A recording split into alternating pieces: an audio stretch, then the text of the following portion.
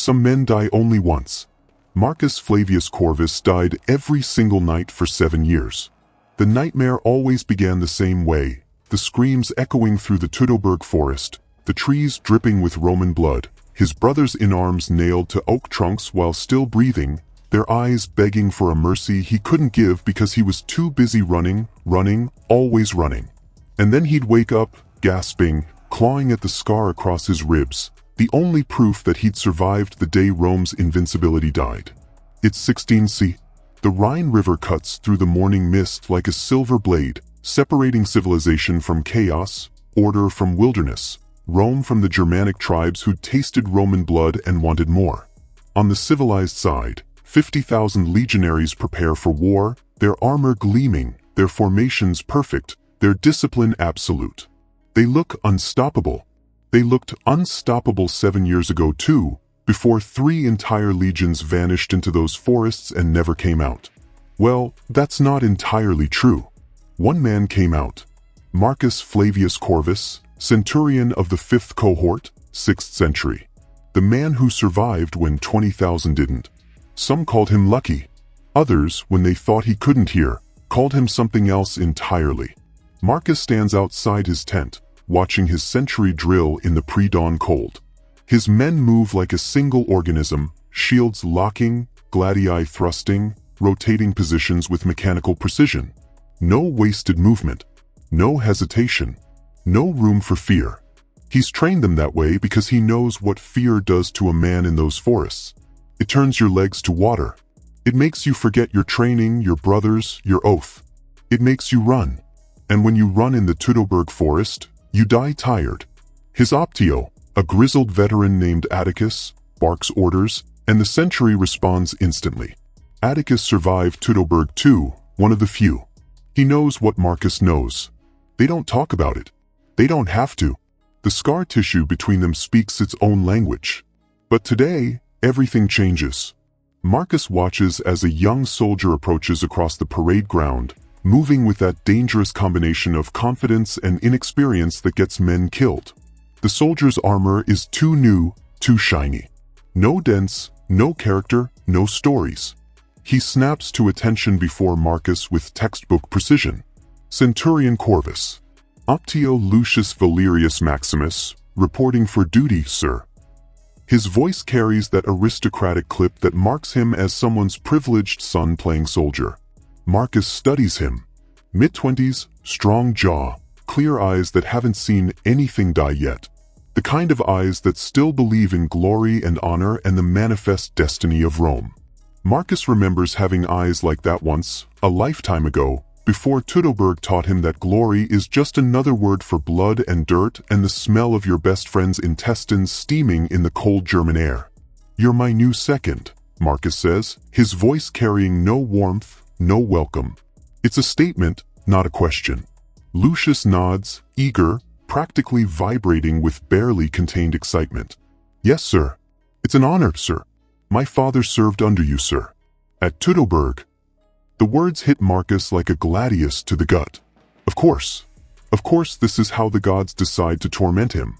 It's not enough to relive Teutoburg every night in his dreams. Now it's going to walk beside him during the day too. "Your father's name?" Marcus asks, though part of him already knows, already remembers. "Tribune Gaius Valerius Maximus, sir. He commanded the auxiliary cavalry on the right flank. He wrote about you in his final letters. He said you held the line when others broke. He said you were the bravest man he'd ever seen. He said—" "Your father died a hero," Marcus interrupts, the lie tasting like ash in his mouth, because Marcus remembers Tribune Gaius Valerius Maximus very well. Remembers the moment the Germanic ambush sprung. Remembers the tribune's face going white as parchment. Remembers him wheeling his horse around, screaming something about regrouping, about tactical withdrawal, about anything except what it really was: panic, pure and simple. Remembers watching the tribune gallop away from his own men, leaving them to be butchered in the mud. Remembers that it was the tribune's cowardice that finally broke Marcus's nerve too, because if the officers were running, what hope did any of them have? But he can't tell young Lucius that his father died screaming and running. He can't tell him that his father's last act was pushing a younger soldier off his horse to save himself, only to be dragged down 10 meters later by Germanic spears. Some truths are too heavy for the living to carry. Lucius's eyes shine with something that might be tears or might be pride. "Thank you, sir. I won't disappoint you." "I won't disappoint his memory." Marcus nods, dismisses him, and watches the young man stride away to meet his century. And there it is, the first crack in Marcus's carefully constructed armor. Leading men who trust him. Training a soldier whose father's cowardice he witnessed. All while preparing to march back into those forests, back into the nightmare, back into the place where Marcus Flavius Corvus the hero died and Marcus Flavius Corvus the survivor was born. The morning briefing confirms his worst fears. General Germanicus, nephew of the divine Augustus, blessed by the gods with good looks and terrible judgment, stands before his assembled officers and announces their mission with the casual confidence of a man who's never seen his intestines on the outside of his body. "Gentlemen, the time has come to avenge Teutoburg. Arminius, the traitor who butchered our brothers, is gathering the tribes again. Intelligence suggests he's amassing a force of unprecedented size. Perhaps 250,000 warriors. Maybe more." The tent erupts in nervous murmurs. Germanicus raises his hand for silence. "We march with 50,000 of Rome's finest. Yes, we're outnumbered 5-1. But we're Romans. We don't count the enemy. We make the enemy count their dead." It's a good line. The younger officers cheer. Marcus calculates how many ways they can die. Germanicus continues, warming to his theme. "We'll force battle on ground of our choosing. Open fields where our discipline and tactics will crush their numerical advantage. We'll show these savages that Teutoburg was an aberration, not a precedent. We'll burn their villages, take their women, and teach them the price of raising arms against Rome." The Germanic question ends now. More cheers. Marcus catches the eye of Atticus across the tent. His old Optio's face is stone, but his hand unconsciously touches his side, where his own Teutoburg scar lies hidden. They're both thinking the same thing. Arminius isn't gathering that many warriors to fight us in an open field. He's gathering them to finish what he started 7 years ago. To wipe out not 3 legions, but 5. To teach Rome that the Rhine is as far as the eagles fly. After the briefing, Marcus tries. He actually tries. He requests an audience with Germanicus, uses every scrap of his reputation as the Teutoburg survivor to argue for reassignment. "General, with respect, my experience in those forests makes me uniquely valuable to train specialized counter-ambush cohorts here on the Rhine. My knowledge..." Germanicus cuts him off with a smile that doesn't reach his eyes. "Your knowledge is exactly why you're coming with us, Centurion. You know Arminius's tactics. You've seen how he fights. You're one of the few men in this army who's faced him and lived. I need that experience in the field, not behind the walls." It's logical. It's sound military thinking. It's also a death sentence. That night, Marcus drinks. Not enough to be drunk, but enough to quiet the screaming in his head. He sits alone in his tent, a cup of sour wine in his hand, staring at nothing. Or maybe at everything. At the ghosts that crowd around him in the lamplight, wearing the faces of men who trusted him, who died because he froze, because he ran, because when it mattered most, Marcus Flavius Corvus wasn't the hero they needed. He pours another cup. Outside, he can hear his centuries settling in for the night. Lucius's voice rises above the others, telling some story that makes the men laugh. Young, confident, untested Lucius, who thinks his father was brave, who thinks Marcus is brave, who has no idea that bravery and survival rarely occupy the same body. The orders come at dawn. They march in 3 days. Marcus watches the morning sun paint the Rhine gold and thinks about how beautiful death can look from a distance. He thinks about open loops and closed circles, about how history doesn't repeat but it sure as hell rhymes. 7 years ago, he marched into the Teutoburg Forest as a man who believed in Rome's manifest destiny. He came out as something else, something broken, held together by scar tissue and lies. And now he's marching back. But here's the thing no one else knows yet, the secret Marcus carries like a stone in his chest. He's already decided that he won't survive this time. can't survive. Because surviving Teutoburg the first time cost him everything that made him Marcus. Surviving it again would cost whatever's left. So when they cross that river, when they enter those forests, when Arminius springs whatever trap he's prepared, Marcus has already made his peace with dying. The only question is whether he'll die running or standing still. The Rhine flows on, indifferent to Roman ambition or Germanic fury. In 3 days, 50,000 men will cross it, marching toward their destiny or their doom. In 3 days, Marcus Flavius Corvus will face the nightmare he's been fleeing for 7 years. In 3 days, we'll learn whether courage is the absence of fear or just fear with nowhere left to run. But I want to know what you think. If you'd survived the worst military disaster in Roman history, if you carried the weight of 20,000 dead on your shoulders, if you were ordered to march back into the forest that still haunts your dreams, would you go? Drop a comment below and tell me, is Marcus a coward for wanting to refuse, or is Germanicus a fool for forcing him to face his demons? And while you're down there, tell me what time it is where you're watching this from, because somewhere in the world, right now, someone else is facing their own Teutoburg Forest. Let's see how global this story really is. The Rhine doesn't care about your nightmares. It doesn't pause for ceremony or hesitation. When 50,000 Roman legionaries march across its waters 3 days later, the river simply parts for their engineering genius, their pontoon bridges, their absolute certainty that discipline can conquer geography. Marcus Flavius Corvus crosses last, and with each step he feels the weight of 7 years falling away behind him. Not lifting, falling away.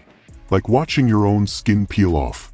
On the far bank, Germania waits with the patience of a predator that's learned humans always come back to the place that hurt them most. The forests close around them like a fist. It happens slowly at first, almost imperceptibly, the way poison works. The first day's march is textbook perfect. Columns of legionaries stretching for miles, their footsteps synchronized, their armor catching the filtered sunlight that penetrates the canopy. Engineers mark the path. Scouts range ahead. Everything according to protocol, according to plan, according to the manuals written by men who've never seen what these trees can hide. But Marcus knows. He can feel it in the way the birds have gone silent. In the way the wind carries sounds that aren't quite right.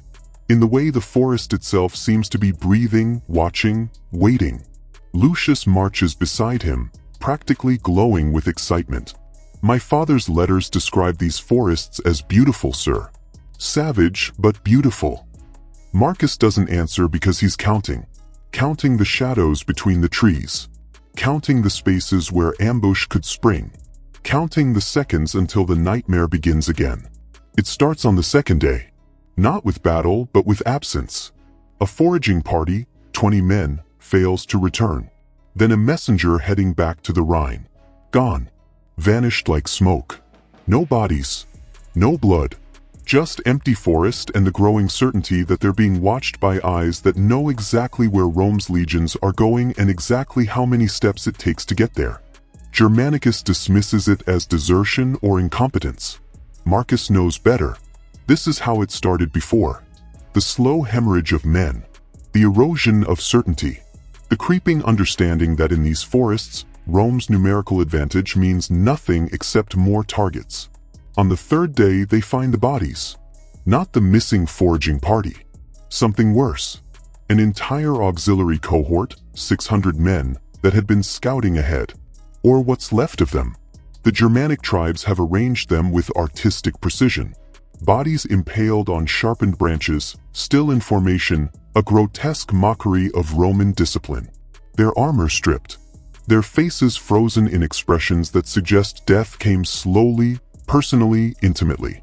And written in blood across the trees, in crude Latin that can only have been taught by someone who once wore Rome's eagle.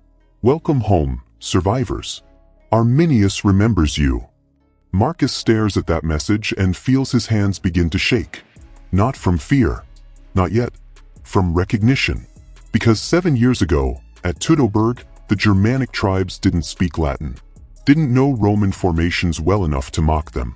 Didn't have the sophisticated understanding of psychological warfare that this display demonstrates. Someone's been teaching them.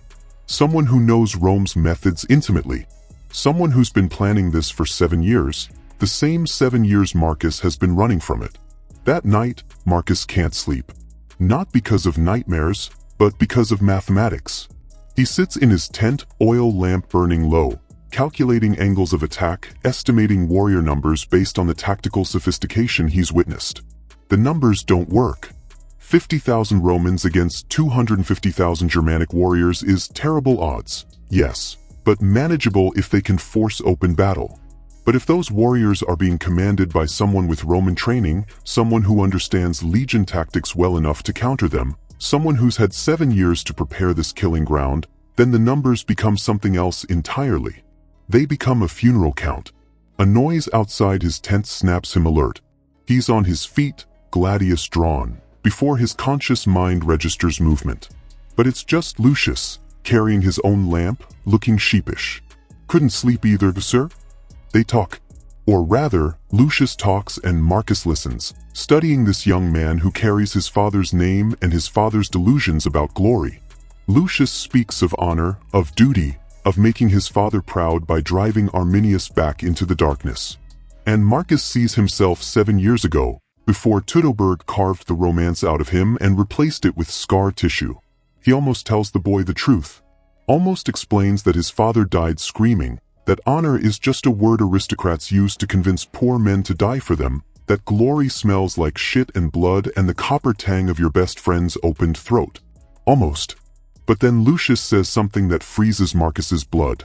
My father's last letter mentioned you specifically, sir. He said you'd know what to do when the time came. He said he'd told you everything. Everything. What everything? Marcus searches his memory of those final moments at Teutoburg, trying to remember if the tribune had said anything beyond his panicked screaming. But memory is a traitor, especially traumatic memory, and all Marcus can recall is chaos and terror and the overwhelming imperative to survive. If the tribune told him something important, something critical, it's buried under 7 years of nightmares and willful forgetting. Before he can press Lucius for details, horns blare. The Germanic warriors hit them just before dawn, that perfect moment when darkness and light wage war and visibility becomes a guess. They don't attack to win. They attack to wound, to terrorize, to drain. Arrows whistle out of the darkness, finding gaps in armor with improbable accuracy. Javelins thrown from behind trees. Men screaming, not in the heat of battle but in the cold shock of ambush. Marcus's century forms testudo, shields locked, but the attackers are already gone, melted back into the forest like ghosts. Casualty count, 11 dead, 23 wounded. Strategic result, 50,000 legionaries now jumping at shadows, sleeping poorly, trusting the forest even less. And this continues. Every day. Every night. The Germanic forces never commit to open battle, never give Germanicus the pitched engagement he desperately wants. They bleed the Romans with 1,000 cuts, each one small, each one perfect, each one demonstrating an understanding of Roman tactics that shouldn't exist. Marcus begins to understand what's happening. This isn't tribal warfare. This is sophisticated military strategy. Someone is coordinating these attacks. Someone is reading Germanicus's intentions before he executes them. Someone is always one step ahead. And the only way that's possible is if someone in the Roman camp is feeding information to Arminius. There's a traitor among them. But who?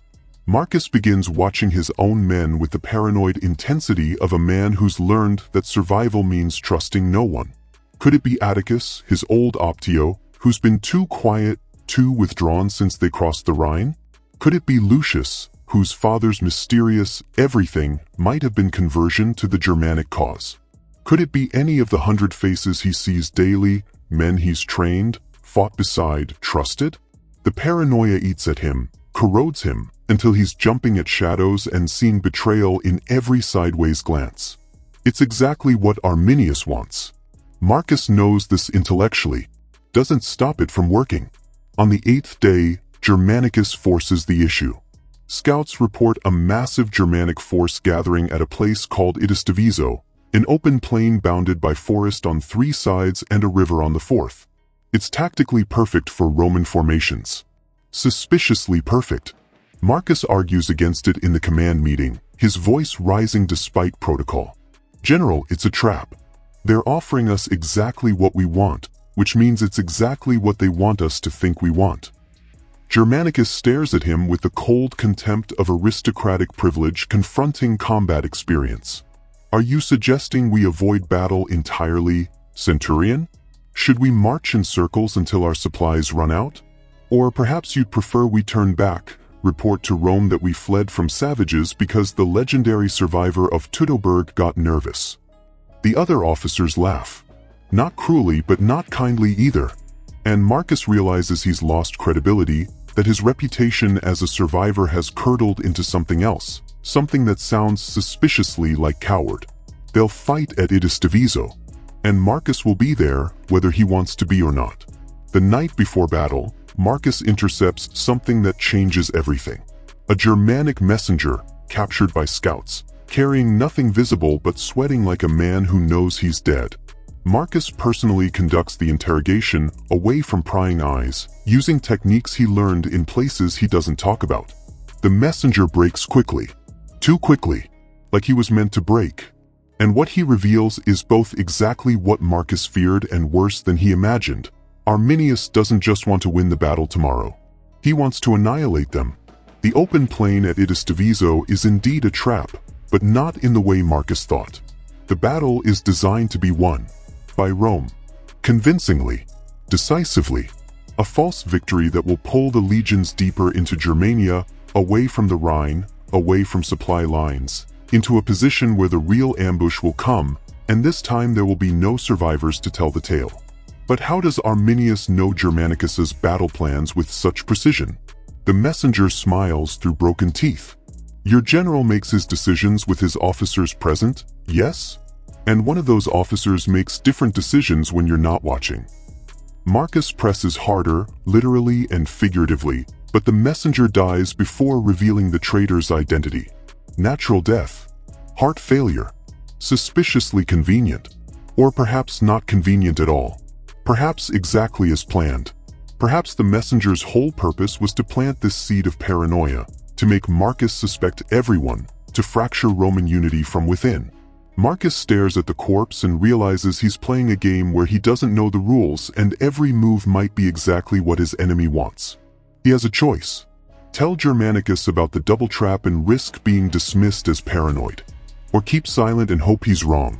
Or find the traitor himself and eliminate the threat. 3 options. All terrible. He chooses the worst one. He decides to watch Lucius. Because Lucius is too perfect. Too eager. Too conveniently the son of a man Marcus remembers as compromised. Too full of mysterious references to his father's final words. What if the tribune's everything wasn't military intelligence but conversion? What if Gaius Valerius Maximus didn't die running from Arminius but running toward him? What if Lucius is here not to honor his father's memory but to complete his father's mission? The next morning dawns clear and cold. Perfect killing weather. 50,000 Romans march to Teutoburg and find exactly what they expected. A massive Germanic force, easily 200,000 strong, arrayed on the open plain. Arminius himself visible on a white horse, theatrical and perfect, daring Rome to take their revenge. Germanicus gives the order. The legions advance. And Marcus watches Lucius, watches his reactions, watches for any sign of betrayal. The battle begins with a Germanic charge, a massive wave of warriors screaming their fury, crashing against Roman shield walls like ocean against stone. And the walls hold. Of course they hold. This is what Rome does. Testudo formations absorb the impact. Pilum volleys tear gaps in the charging mass. Gladii work their mechanical butchery. The legions rotate positions with clockwork precision, fresh men replacing tired, wounded falling back to be replaced by reserve. It's beautiful in its brutality. It's everything Roman military theory promises. The Germanic warriors break. They run. They die in their thousands. Victory tastes like iron and ash and the vindication of Roman superiority. Marcus fights in the center, his century performing flawlessly, and he keeps Lucius in his peripheral vision constantly. Waiting for the betrayal. Waiting for the signal to Arminius. waiting for proof. And then it comes. Sort of. In the chaos of battle, Marcus sees Lucius break formation, just for a moment, reaching for something in his belt. A signal mirror? A torch? Something to communicate with the enemy? Marcus makes his decision in a heartbeat, tackles Lucius away from the line, both of them crashing into the mud behind the fighting. "What are you doing?" Lucius screams, genuinely confused or perfectly acting. Marcus pins him, ready to end this, ready to kill the traitor, ready to save his legion. And then he sees what Lucius was reaching for, not a signal device, but a broken strap on his armor that was about to fail and leave him exposed. Just equipment failure. Just bad luck. Just Marcus's paranoia nearly murdering an innocent man. They rejoin the fighting, but something's broken between them. Lucius's eyes hold questions Marcus can't answer. The battle continues. The Germanic forces shatter completely, routed, destroyed, scattered. Arminius himself barely escapes, his white horse carrying him into the forest. Germanicus is euphoric, already composing the dispatch to Rome announcing the great victory. The legions cheer themselves hoarse. They've done it. Against impossible odds, outnumbered 5-1, they've crushed the enemy who destroyed Varus. Teutoburg is avenged. Rome is vindicated. It's perfect. Too perfect. As the sun sets on fields covered with Germanic dead, Marcus captures a wounded warrior on the edge of the battlefield. Not for interrogation. For confirmation. He asks one question: "Why did you attack where we were strongest?" The warrior, dying, laughs blood. "Arminius wanted you here. On this field. Winning. Believing. Your traitor has told him everything you'll do next." The general celebrates tonight, yes? Tomorrow he pursues? Deeper into Germania? Away from the river? Marcus's blood turns to ice. The messenger was telling the truth. This victory is the bait. Tomorrow's pursuit is the trap. And somewhere in the Roman camp, someone is right now sending word to Arminius that everything is proceeding exactly as planned. That night, while 50,000 Romans celebrate their victory, Marcus doesn't join them. He moves through the camp like a ghost, watching, studying, looking for the traitor. And he sees something that stops his heart. His old Optio, Atticus, the man who survived Teutoburg with him, the man he'd trust with his life, slipping away from the camp perimeter just after midnight. Marcus follows, gladius drawn, rage and betrayal warring in his chest. 7 years of brotherhood. 7 years of shared trauma. 7 years of lies? He tracks Atticus through the forest to a small clearing, where his Optio stands alone, apparently waiting. For what? For whom? Marcus is about to step out, to confront him, to demand answers, when another figure emerges from the shadows. Not a Germanic warrior, a Roman. Someone from their own camp, face hidden by a cloak, meeting secretly with Atticus in the aftermath of victory. Marcus freezes, watching, trying to identify the second figure. The conversation is brief, heated, impossible to overhear at this distance. Then the cloaked figure hands Atticus something. The pouch. Payment? Orders? Evidence? Before Marcus can intervene, a third figure crashes into the clearing. Lucius. Young, impulsive, probably followed Atticus. Lucius, gladius drawn, shouting about traitors and justice. The cloaked figure runs. Atticus turns to face Lucius. And Marcus has to make a choice in the space of a heartbeat. Reveal himself and help subdue Atticus, or stay hidden and follow the fleeing traitor. He chooses pursuit. He sprints after the cloaked figure, branches tearing at his face, lungs burning, rage propelling him forward. He's gaining ground. He's almost there. He can hear the traitor's labored breathing. Just a few more steps. And then the forest erupts. Not with Germanic warriors. With something worse. The clearing they've run into is a pit trap, covered with branches and leaves, and Marcus feels the ground disappear beneath his feet. He falls, hits hard, pain exploding through his left side. Broken ribs, maybe worse. He looks up from the bottom of the pit, maybe 10 feet deep, and sees the cloaked figure standing at the edge, looking down at him. The hood falls back, and Marcus's world implodes. Because the traitor, the man who's been feeding information to Arminius, the architect of Rome's coming destruction, is Cassius. His tentmate, his friend, the man who survived Teutoburg with him and Atticus.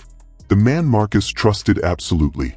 The man who shouldn't be alive at all because Marcus watched him fall at Teutoburg, surrounded by Germanic warriors, screaming for help that never came. How long does it take a man to climb out of a pit? Literally, if you're Marcus Flavius Corvus with broken ribs and 10 feet of packed earth walls, about 3 hours of agony that would make the gods themselves wince. But metaphorically, if you're climbing out of 7 years of self-hatred and cowardice and the comfortable prison of survival, the answer is both instantaneous and eternal. The Marcus who falls into that pit is not the Marcus who claws his way out. Something breaks in the fall. Or maybe something finally heals.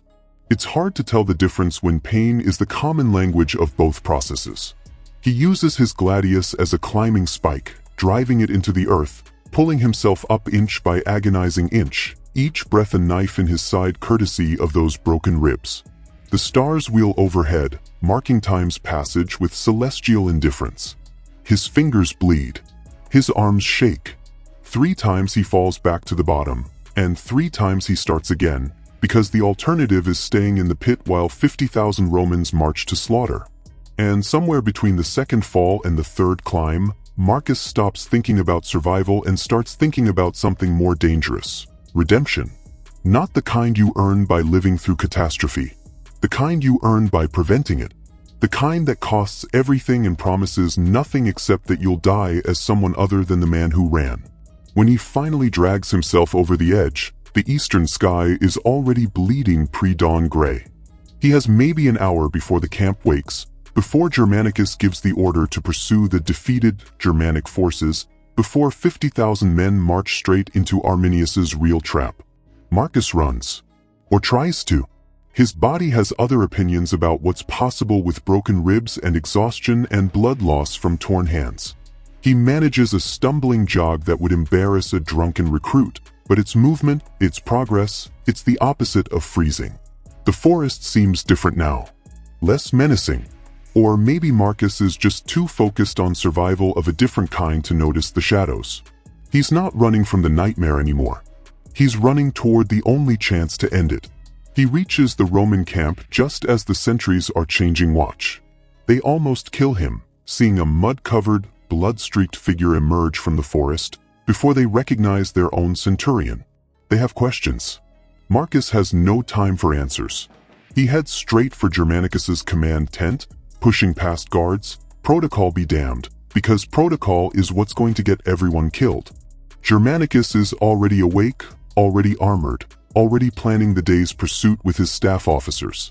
Maps spread across tables. Markers showing projected Germanic retreat routes. Supply calculations.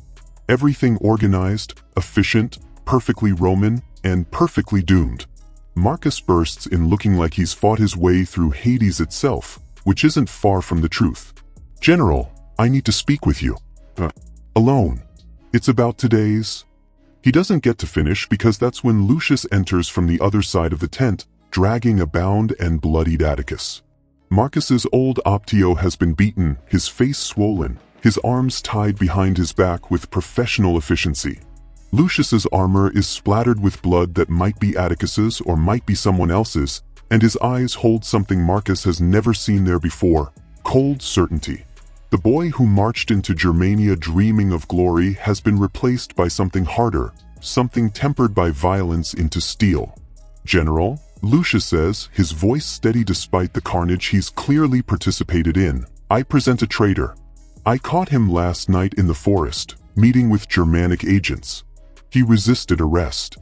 His companions did not survive the encounter." Marcus's world tilts. Because if Atticus is the traitor, then who was Cassius meeting with? Unless Cassius wasn't meeting anyone. Unless Cassius was going to meet Atticus and Marcus simply assumed betrayal because assumption is easier than investigation.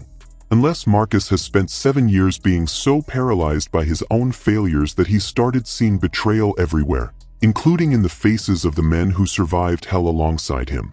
But then Atticus speaks, and his words come out broken through shattered teeth but clear enough to understand. not the traitor, was investigating, following the real one. He spits blood, looks directly at Marcus. Tell them what you saw. So Marcus tells them all of it. The intercepted messenger, the warning about a traitor, his surveillance of Lucius, his pursuit of Atticus, his confrontation with Cassius at the bottom of a pit. He leaves nothing out, including his own paranoia, his own failures, his own 7-year journey from cowardice to this moment. The tent is silent when he finishes. Germanicus stares at him with an expression somewhere between disgust and calculation. Let me understand this correctly, Centurion.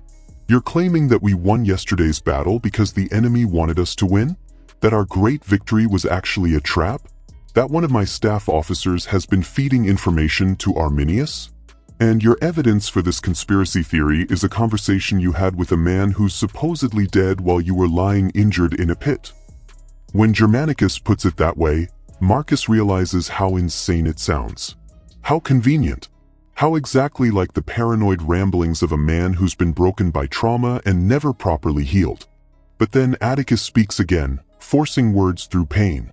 Cassius alive. Oh, for months. Been trying to catch him from the act. Last night was supposed to finally have proof. He coughs, more blood. The pouch. The one he gave me. Oh, is your boy here? Interrupted. Lucius goes pale. Searches Atticus's belt where the pouch should be and finds nothing. There was a pouch. I saw him holding something. But in the fighting I assumed. His voice trails off as he realizes what he's done. In his eagerness to catch a traitor, he's beaten the one man who was actually trying to stop the real betrayal. He's destroyed the evidence. He's possibly doomed them all through the kind of impulsive heroism that gets men killed. Germanicus makes a decision with the swift certainty of aristocratic privilege untainted by doubt. This is madness. All of it. Centurion Corvus, you're exhausted and clearly injured. Your judgment is compromised. Optio Atticus, you'll be held pending investigation. And you, he turns to Lucius, you've assaulted a Roman officer based on assumptions. You're both confined to camp. We march in 1 hour. Marcus feels the trap closing. Not the Germanic trap. The trap of Roman military hierarchy, where doubt is weakness and hesitation is death and a general's decision is law even when that law is written in the blood of 50,000 men who trusted their commanders to keep them alive. He has one card left to play. One desperate gambit. General, give me 4 hours. Let me take my century into the forest ahead of the main force. If I'm wrong about the ambush, you lose nothing except one small delay. If I'm right, you lose nothing except me and 100 men instead of your entire army. It's the logic that saves him. Not appeals to friendship or trust or shared humanity, but the cold mathematics of acceptable losses. Germanicus considers it. 4 hours delay versus potential catastrophe. 1 century versus 5 legions. He nods slowly. 4 hours, Centurion. If you find evidence of this supposed ambush, send a runner immediately. If not, you rejoin the main force and we never speak of this again. And if I discover you're fabricating evidence to justify your paranoia, I'll have you crucified for cowardice in the face of the enemy. Are we clear? Crystal clear. Marcus has 4 hours to find proof of a trap, stop an ambush, confront his former friend who's now his enemy, and somehow survive the process. It's impossible, which makes it perfect, because impossible is what Marcus has been training forever since he climbed out of that pit. He gathers his century in the pre-dawn darkness. These men have followed him for years, trained under his brutal standards, learned to move as one organism. They look at him now, mud-covered and bleeding, and asking them to march into potential ambush on nothing but his word, and every single one of them says yes. Not because they believe him, not because they trust his judgment, but because they're his and he's theirs, and that's what brothers do. Even Lucius is there, released from arrest at Marcus's request, young face set in grim determination to fix what he broke. Only Atticus is absent, still held in camp, still bleeding from Lucius's enthusiastic justice. They move into the forest like ghosts, 100 men in perfect silence, using techniques Marcus learned from 7 years of nightmares. Not the loud, confident advance of yesterday's battle, but the careful stalking of predators who know they're in another predator's territory. The forest is too quiet. No birds, no small animals. Just the occasional whisper of wind through leaves and the certainty that they're being watched. Marcus leads them along the route Germanicus's maps showed for today's pursuit, the logical path any commander would take chasing a defeated enemy. And 2 hours into the march, they find it. The killing ground. It's perfect. Horrifyingly perfect. A narrow valley with steep sides, thick forest cover, a path that funnels any large force into a compressed column. And everywhere, hidden in the trees, camouflaged with branches and mud, are Germanic warriors. Thousands of them, maybe tens of thousands, waiting in absolute silence for Rome's legions to march into the valley like sheep into a slaughter pen. Marcus and his century freeze, suddenly aware that they're standing at the edge of the largest ambush in military history, with nothing but 100 men between Germania and Rome's destruction. This is the moment where Marcus could turn back, report his findings, let Germanicus handle it. The safe choice. The survival choice. The choice the old Marcus would have made without hesitation. But Marcus didn't climb out of that pit to play it safe. He makes a different choice. A crazy choice. A choice that's either brilliant or suicidal and won't be distinguishable until it's over. He turns to his century and whispers orders that make even his hardened veterans look at him like he's lost his mind. Maybe he has. Maybe that's what climbing out of pits does to you. He divides his force. 50 men under Lucius's command will circle back to warn Germanicus, carrying physical evidence of the ambush preparations they've found. The other 50, under Marcus's direct command, will do something no sane Roman soldier would attempt. They're going to walk into the ambush site and announce their presence. They're going to make so much noise, cause so much chaos, trigger the trap so prematurely and so obviously that even Germanicus can't ignore it. They're going to sacrifice themselves to save an army. Lucius grabs Marcus's arm before they split up. "Sir, this is suicide. You know this is suicide." Marcus smiles, and it's the first genuine smile he's worn in 7 years. "Your father told me something at Teutoburg, just before everything went wrong. I couldn't remember it until now, until I needed it. He said, sometimes surviving isn't the victory. Sometimes the victory is what you die preventing." I think he was telling me what he planned to do. I think he didn't run from the battle. I think he ran toward something else, trying to stop some other disaster I never knew about. I think your father died a hero, Lucius. Just not the kind that makes it into history books. It might be true. Probably isn't. But it's the truth Lucius needs, and sometimes that's more important than facts. They split up. 50 men vanish back into the forest, racing against time to reach Germanicus. 50 men walk deeper into the valley, into the teeth of the trap, making no effort at stealth. Marcus leads them singing. Actually singing. Old legion marching songs, the kind that carry for miles, the kind that announce presence with absolute clarity. The Germanic warriors hidden in the trees must think Romans have gone insane, marching into obvious ambush while singing about wine and women and the eternal glory of Rome. It's so unexpected that they don't immediately attack. They wait, confused, assuming this must be some kind of trick, some Roman tactical innovation they don't understand. Which gives Marcus exactly what he needs: time. They reach the center of the valley, the narrowest point, the place where the ambush would be most devastating. And there, waiting for them like fate itself, is Cassius. He's wearing Germanic war paint now, tribal symbols mixing with Roman military bearing in a way that shouldn't work but somehow does. Behind him stand maybe 200 warriors, personal guard by the look of them, elite fighters who've been watching Marcus's insane march with growing confusion. Cassius stares at his former brother with something that might be respect or might be pity. "Marcus, always the dramatic one. What are you doing? This doesn't change anything. You're too late. Germanicus's army will be here within the hour, trap sprung, victory complete. Your 50 men against 200,000 is poetic but pointless." Marcus draws his gladius. His 50 men form a circle behind him, shields out, ready for death. "You're right. This is pointless. We can't stop your ambush. Can't fight your thousands. Can't save Rome with 100 men and desperation. He takes a step forward. But I can do one thing. I can make enough noise that even Germanicus can't ignore it. I can trigger your trap early, with a force so small that it's obviously not the main army. I can turn your perfect ambush into obvious evidence. And I can make you kill me here, now, loudly, in a way that warns every Roman legion within 5 miles that something's very wrong in this valley. Another step. You taught me that at Teutoburg, brother. Remember? You said the loudest deaths save the most lives. Cassius's face does something complicated. Memory and regret and respect war across features that used to be familiar. You've changed. The Marcus I knew would be halfway back to the Rhine by now. Marcus nods. That Marcus died in a pit last night. This one's just trying to figure out what comes after surviving. He raises his voice so every hidden Germanic warrior can hear. Arminius, I know you're watching. I'm Marcus Flavius Corvus, centurion of Rome, survivor of Teutoburg, and I'm here to tell you that your trap is visible, your ambush is compromised, and your traitor failed.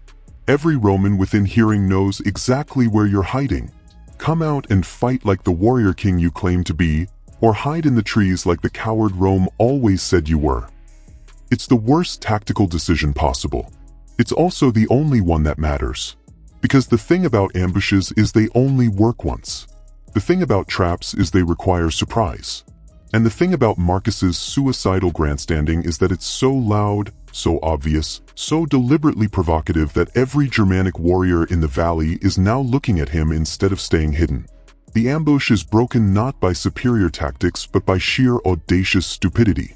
Which is very Roman when you think about it.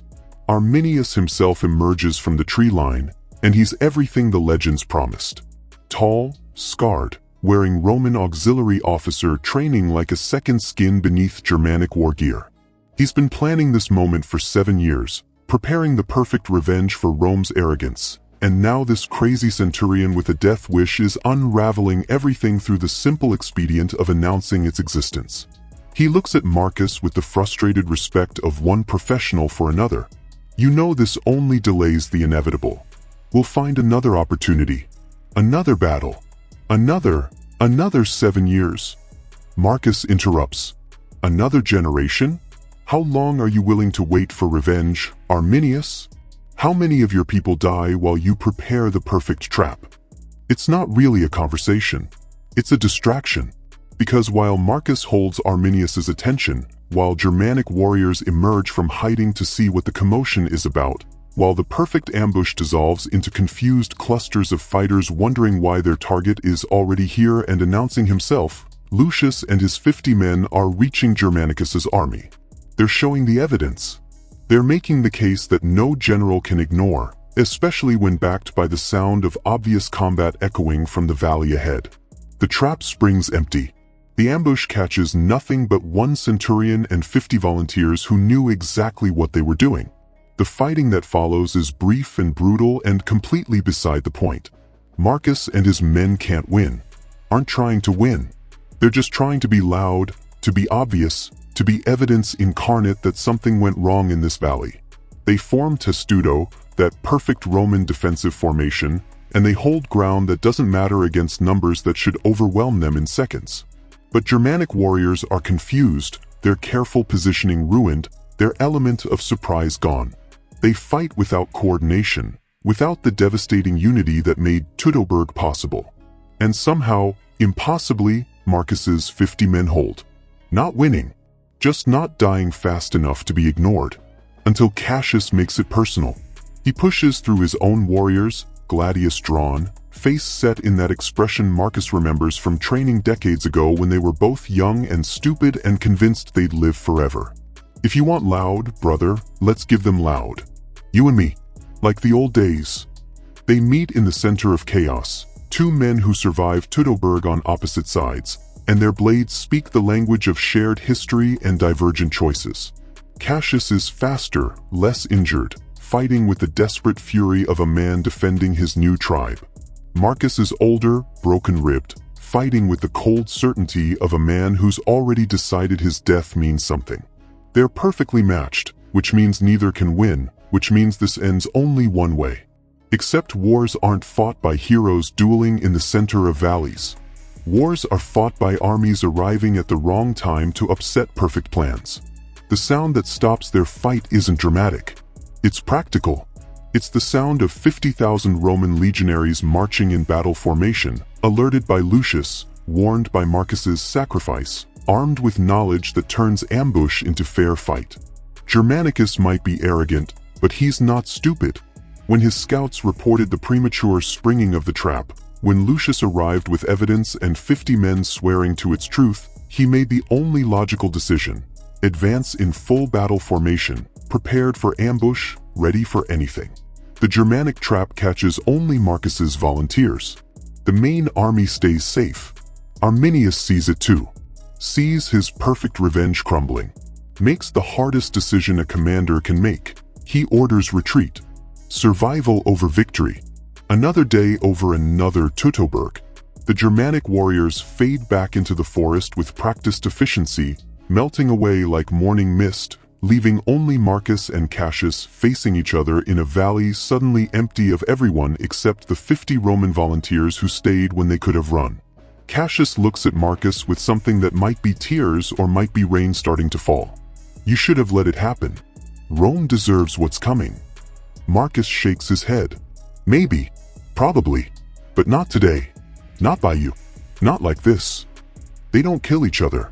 What would be the point? Cassius's plan is ruined. Marcus's army is safe. Everything else is just two broken men trying to find meaning in survival. Cassius backs away, Gladius lowered, disappearing into the trees one last time. We'll meet again, Marcus. Teutoburg isn't finished with us. Marcus watches him go. I know, but next time I'll be ready. It's not forgiveness. It's not reconciliation. It's just acknowledgement that some wounds don't heal, they just stop bleeding for a while. When Germanicus's legions arrive, they find Marcus and his 50 volunteers standing in a valley that should be their tomb. Not dead, not running, just standing, waiting, having done the impossible through sheer stubborn refusal to let history repeat. Germanicus stares at Marcus like he's seeing him for the first time. You were right about everything. The ambush. The traitor. Marcus nods, too tired for vindication. And Atticus? The man we accused. Germanicus has the grace to look uncomfortable. Released. With apologies. And commendations. Your Optio was conducting his own investigation. He knew about Cassius months ago, was trying to gather definitive proof before bringing charges. So Atticus was the hero all along. Lucius was the impulsive one. And Marcus was the paranoid one who happened to be right for the wrong reasons. It's messy. It's human. It's exactly how these things actually work. The legions march back to the Rhine. Not in defeat, but not in victory either. They've won their battles but lost their war. Germania remains unconquered, unconquerable perhaps. Arminius survives to fight another day. Cassius vanishes into legend. Everything Marcus sacrificed for results in a strategic stalemate that historians will argue about for centuries. But here's what the historians won't write. 50 men who should have died, didn't. 50,000 men who would have died, didn't. And one centurion who spent 7 years frozen by fear finally learned that courage isn't the absence of terror. It's terror that's learned to march anyway. At the Rhine crossing, Lucius finds Marcus staring at the water. The boy, because he's still a boy despite everything, stands quietly for a moment before speaking. I'm sorry. It's about your father. About Atticus. About assuming I knew who the enemy was. Marcus turns to him with something that might be the beginning of a smile. Your father really did die trying to prevent something. Maybe not what I said. Maybe not heroically. But he tried. That's what I choose to believe. And maybe that's enough. Lucius nods, accepting the gift of a lie that heals better than truth. What will you do now, sir? The war isn't over. Marcus touches the scar across his ribs one last time. Neither am I. But I'm done surviving, Lucius. From now on, I'm living. There's a difference. They cross the Rhine at sunset, the water turned gold by dying light, and Marcus doesn't look back. Not because the nightmares are gone. They'll never be gone. But because he's finally learned that you don't defeat demons by running from them. You defeat them by walking toward them with your eyes open and your gladius ready and the absolute certainty that fear is just another enemy to fight. Will he see Cassius again? Probably. Will Rome and Germania clash again? Certainly. Will Marcus freeze when the next crisis comes? Maybe, but maybe not. And that maybe is the only victory that matters. 7 years ago, Marcus Flavius Corvus survived Teutoburg Forest by running. Yesterday, he saved 50,000 Romans by standing still. Today, he's just a centurion crossing a river, heading home, carrying ghosts who weigh a little less than they used to. Tomorrow, who knows? But tomorrow is for tomorrow. Today is for breathing. Today is for being alive not just in body but in spirit. Today is for looking at that scar and remembering not just how you got it, but what you did to earn keeping it. The forest watches them go with the patience of something that knows humans always return to the places that haunt them. But Marcus isn't haunted anymore. Or rather, he's learned to live with his ghosts. To acknowledge them without letting them drive. To remember without being paralyzed by remembering. Some men die only once. Marcus Flavius Corvus has died twice. Once at Teutoburg when he learned what fear could make him do, and once in a pit when he learned what courage could make him become. The man walking away from Germania is neither the coward who ran nor the hero who stood. He's something more complicated and more human, a survivor who's finally learned that surviving isn't enough. So here's my final question for you, and I want you to really sit with this one. Is redemption something you earn or something you choose? Because Marcus didn't earn redemption through that one act of sacrifice. He chose it. Every day. Every moment. Every time he kept walking forward when his trauma told him to freeze. Every time he trusted when his fear told him to suspect. Every time he stood when survival said run. Redemption isn't a destination. It's a direction. And the only way to know if you're heading the right way is to keep walking and see where you end up. What's your Teutoburg Forest? What's the thing that broke you, that you keep reliving, that defines how you see yourself? And more importantly, what would it take for you to climb out of that pit? I want you to do something for me right now. I want you to go to the comments and tell me one thing, just one thing, that you've been running from that maybe, just maybe, it's time to turn around and face. Don't tell me the whole story. Don't explain or justify. Just name it. Give it form. Because the first step to climbing out of any pit is acknowledging you're in one. And while you're down in those comments, hit that subscribe button like it's a gladius and your Marcus facing down Arminius.